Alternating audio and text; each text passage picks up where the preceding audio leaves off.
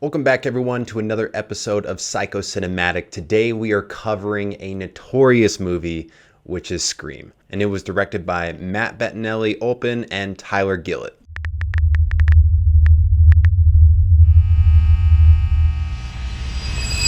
So before we get started, I have to say that Scream has always had a special place in my heart. It was the first horror movie that I ever saw at around the age of 6, and for probably 3 to 5 years for Halloween, I went as Ghostface. I was a pretty big fan. Also, if you are clicking on this video just to know if Matthew Willard is in the movie, I'm sorry, he is not. I know, I was pretty bummed too. You're gonna bring back Billy, but you're not gonna bring back Stu. Unforgivable. So this movie opens up pretty much no different than the first movie, which is, woman home alone, answering the phone and going through the Ghostface antics. The thing that I can't stand though is why do you still have a landline? That was the first thing I wrote down. Landline, question mark, question mark. It's just, that is so preposterous. I feel like because Scream tends to make fun of Hollywood and itself, that is also a running joke for them, is they just didn't get rid of it. They get hall passes on a lot of the things they do because they make fun of themselves. So this woman's name is Tara, and I then wrote down she is talking way too much to this stranger. I mean, I know that when Ghostface is calling you, you really don't have a choice in the matter. He'll just keep calling you or he's going to kill you. He might kill you faster if you get off the phone, I suppose. But when shit hits the fan, she locks the doors. I'm just like, what kind of person, especially a young woman, stays home alone at night and doesn't lock the doors? I don't even live in the hood anymore, and I still lock the doors with the deadbolt.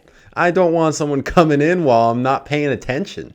Horror movies, man. We're later introduced to her sister and her sister's boyfriend, Sam and Richie. They then, after hearing about the stabbing, travel to Woodsboro to see if she's okay. When they're at school and they're outside talking, I wrote down classic old-ass high schoolers doing old-ass high schooler things by sitting on benches and talking about the killer in their town and so on. It feels very nostalgic, but it is funny how high schoolers are always played by people who look like they're older than me. You're then introduced to Chad and Mindy, who are the twins, who are the niece and nephew of Randy Meeks, who is the one who is obsessed with horror movies that gets killed in the first one. And that's an interesting addition into this movie. They're constantly creating these ties back to what they call the legacy characters. So this is where Richie first raised a red flag to me, and it's pretty early on in the movie, and it's the fact that he knows nothing of the stab movies. I would imagine that if you have this serial killing going on for real and then they made movies about it, everyone in the country would know about it. You'd have to be living under a rock to not know about it. So that was an instant red flag. And I was watching this movie keeping in mind the clue that they put on the poster, and it's, a running theme of Scream anyway, and that is, it's always someone you know. So I'm looking at the entire friend group with a magnifying glass, trying to figure out who has motive, what could the motive be. It's more scary when there isn't a motive, like they say in the first movie. That is the thing about Scream, is it's this whodunit type movie that really keeps you guessing the entire time as to who the bad guy is, or bad guys. Okay, this scene, they're at a bar. Aren't you guys in high school? I mean, I get that fake IDs exist and whatnot, but I feel like movies like this just completely throw it out the window.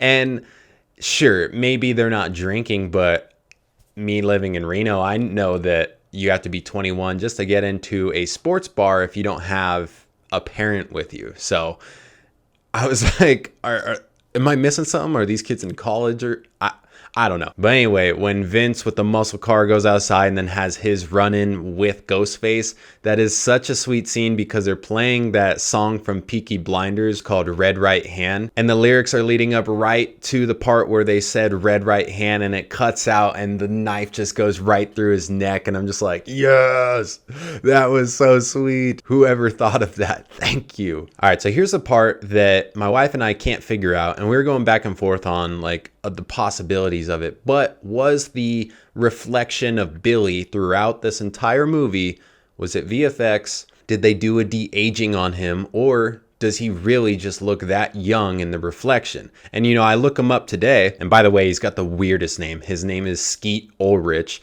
He does still look pretty young today. And maybe when they're in reflections, it's a little harder to tell how old he is, but it would make sense that they do a de-aging on him because, you see the blood on his outfit. And so that would have to mean that he's still young. He shouldn't be aging as he died the murderer. So that doesn't make sense. Here's a part of the movie that gets me excited because I like when they do this stuff with stories, but basically in the original Scream, Billy's motive is that Sidney's mom was having an affair with Billy's dad, so he kills Sidney's mom and then gets revenge on Sidney because his mom ran out on them after finding out about this affair. And then it happened in a similar way to Sam, who is Billy's daughter, because the mom was pregnant with another man's child and the person acting as the father role didn't know for a long time. And then when it finally came out in the open, he had no idea and he heard about it and then he ran out on them. And that is why Sam said that she ran out on her sister because she felt so bad and then also wanted to protect her. But the fact that that happened and it just kind of got passed down through Billy's line, is it a curse for their family? I don't know. All right, now at this point in the movie when they're going to see Sheriff Dewey, Richie's seeming hella sus, honestly. And the comedic relief when Dewey opens the door, because he looks through the door and he's like, give me one good reason why I should talk to you. And she's like, because I'm Billy Loomis's daughter. And he opens the door and he's like, that's not a good reason. So a few minutes later in this movie is when they are first really making fun of themselves and saying how super fans get really upset with some of the sequels and they want to redo it, calling it a requel, and they're just roasting Hollywood and themselves for making not so great sequels. It's also funny when they're talking about the requels because they say the whole Stab series goes off the rails at number 5, which is just hilarious because this is now Scream 5. They also talk about how they give it the exact same name and they don't put in the number 5 and they're who you fooling? The whole scene where Sheriff Judy and Wes get killed is very interesting, and I noted this down because they're not afraid to have scary scenes happen in broad daylight. And I like that they switched up some of the jump scares because I had a feeling that she was being lured in by Ghostface because that kind of seems like his MO. But you're not expecting him to just pop up right at the front door when she comes sprinting up there to go save her son. She just pretty much runs right into the knife and, it's the way the cookie crumbles for her. Now we're at the hospital scene where Tara's all alone at the hospital and she's being hunted by Ghostface. And it's at this point that I started suspecting the twins of being the bad guys because they seem a little crazy. Honestly, Mindy more so than Chad. She definitely seems like a little sociopath. When Ghostface is giving Sam the ultimatum of who to save and who to kill is so good. It feels a little bit more like Saw to me when that's happening, but it's really funny because Richie is in on it, so he's safe the entire time, really. And they just want to crush Tara and Sam emotionally before they get killed. If you've watched any of these psychocinematic episodes, you know that I like to try and create a goofy moral of the story or a moral of the story that is true, but it is simplified and goofy. I have 2 of them, and then my wife gave me a really good one as well. So the first moral of the story comes in right here, and that is, don't catch the next elevator. I know the elevator wasn't full and all that, but Dewey, just get on the elevator. Don't be the hero, because then he goes out there and he gets freaking yeeted into tomorrow. You could also say that maybe the moral of the story is to double tap them immediately. Everyone talks about doing these headshots or they come back, but they don't do it right when they say it. Dewey dies that way, and they almost die at the end when Sidney says they always come back. And then lo and behold, Amber comes flying out looking like freaking Freddy Krueger because her face is melted. And luckily, Tara gets the kill shot there. But it's just like, good Lord, can you guys please take your own advice? At this point, I started to not suspect the twins nearly as much anymore because I felt like they weren't getting a ton of screen time. So I was like, how can they give us enough information to make a good guess when they're not showing the perp interact with the friends? But that's exactly what they did with Amber. We barely saw Amber. In this movie, they do that classic thing from the early 2000s when you're watching a TV show. For example, my wife and I are watching MasterChef. First season came out in 2010. And so basically, when they're deciding who to keep and who to eliminate, they nonstop do this thing where they're like, you better take off that apron. Long pause. And then put on this apron because you are now on Master Chef. So they do that stuff where they try and do little pump fakes. And this movie is doing that too, with all of the constant closing the fridge, closing anything that obstructs the view, but they take it the next step further, much like Master Chef, where they're hanging like a black coat with something white on top so it looks like Ghostface. It's so funny but also irritating, but I was never really on edge when they were doing it because I was like, at this point, we're all better than that. Having a jump scare like that is just cheap. So I wasn't expecting them to do it, even though it is Scream. Chad and Mindy, for being the niece and nephew of the horror movie god, should know better than to go to a party at a serial killer's house, even though the serial killing happened decades ago. They should know better than that, you would think, especially because Mindy keeps correcting people. Oh, you don't do that in a horror movie. You don't do that in a horror movie. Like, again, heed your own advice.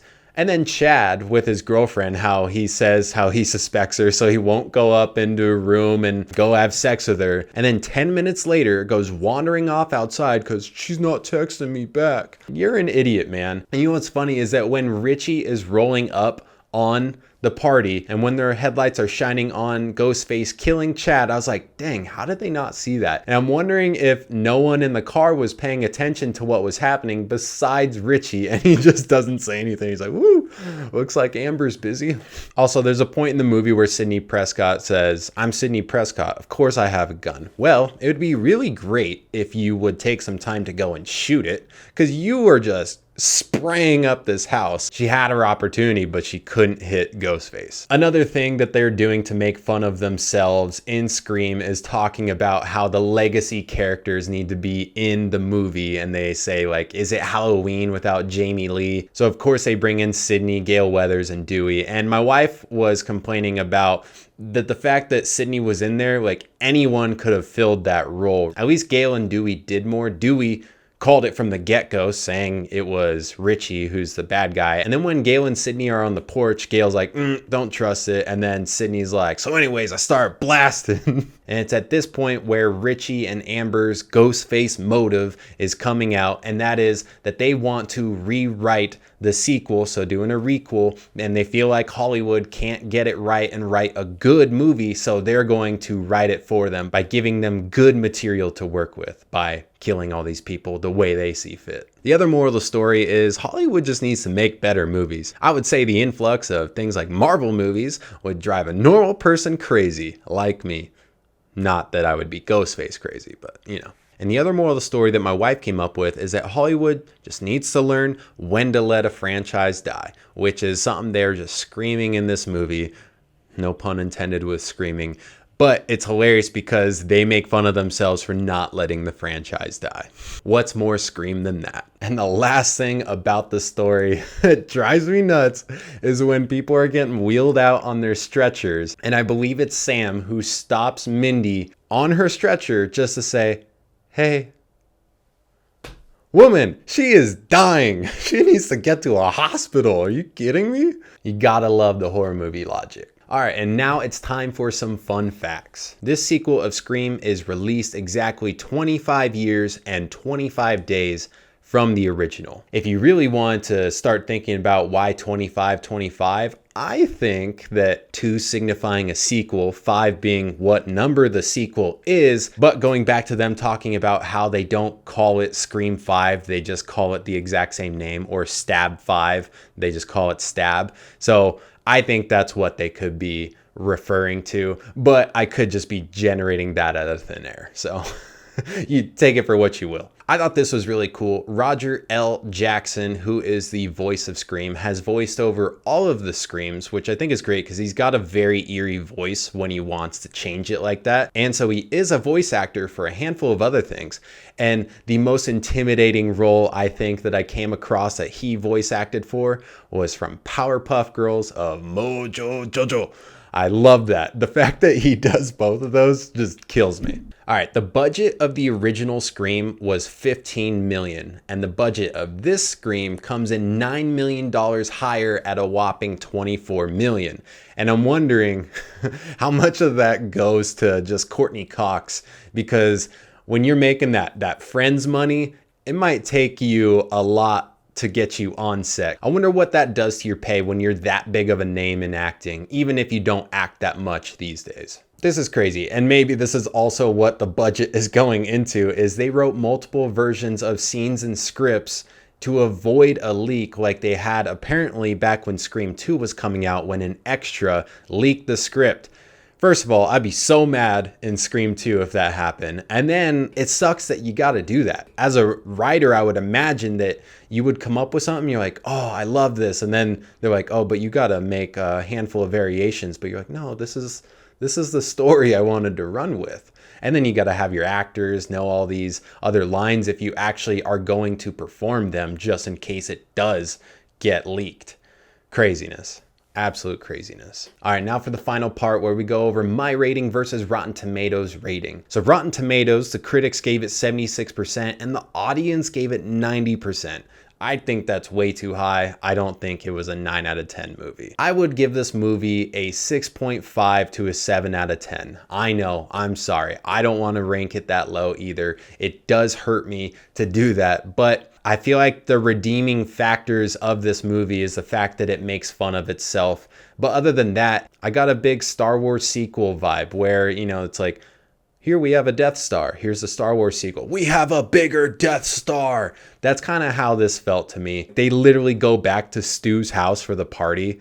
It's just, it's irritating. If they wanted the 7.5 out of 10, they should have put Matthew Willard in there even for a split second, and that would have just lifted my spirits enough to give it that. And that's all I have for you guys today. I hope you enjoyed this breakdown of Scream. If you did, leave me a thumbs up, comment what you thought down below, and then don't forget to subscribe if you haven't already, and I'll see you in the next one.